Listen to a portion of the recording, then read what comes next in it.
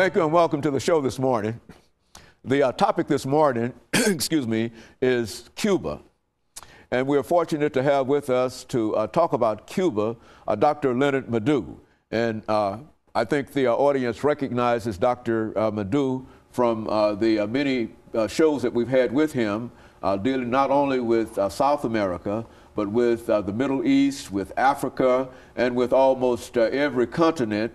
In a real sense, Dr. LMadu, I think, explaining the kind of information and the kind of influence that you bring to our discussions here. Mm-hmm. And I'm glad to have you here this morning to talk about Cuba, because this was one of the first of the colonies. And let's talk about it. Let's have you give us some information about it, background information, and then get into the topic of Cuba itself.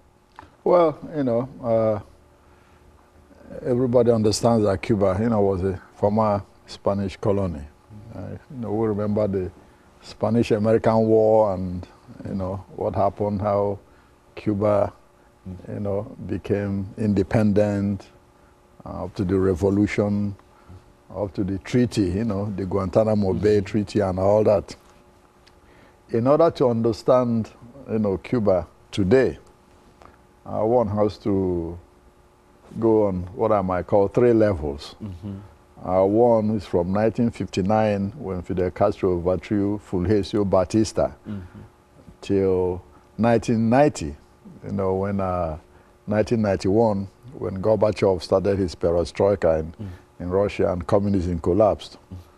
And then from 1991 to 2008, you know, when, you know, after the Cold War and Fidel became sick, handed over to his brother.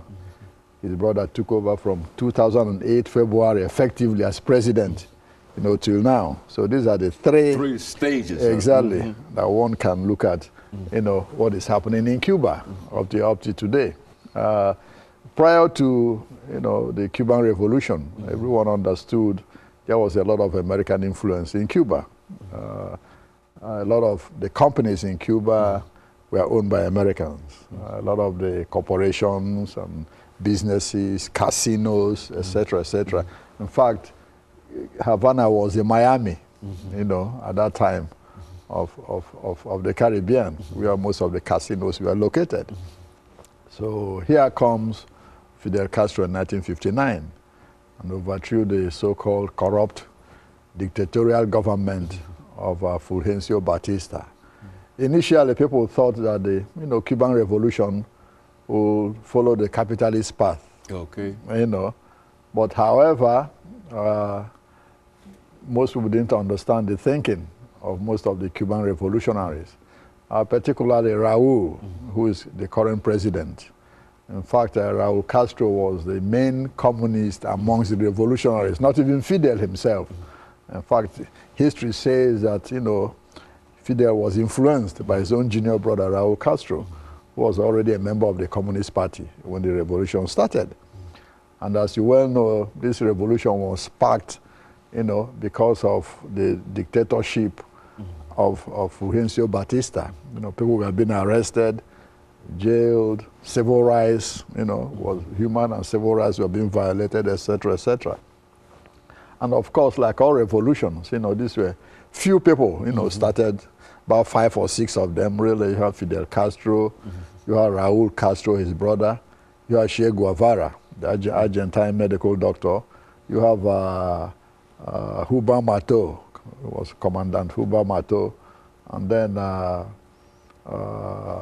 one of the most charismatic of all of them, you know, Camilo Cienfuegos, you know, who died in a mysterious plane crash some time ago.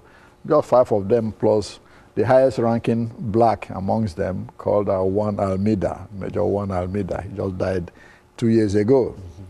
You are just a group of them who started the revolution. When they came to power, like I said, you know, they appointed some figureheads known to the Americans, you know, to make the American government feel comfortable, you know.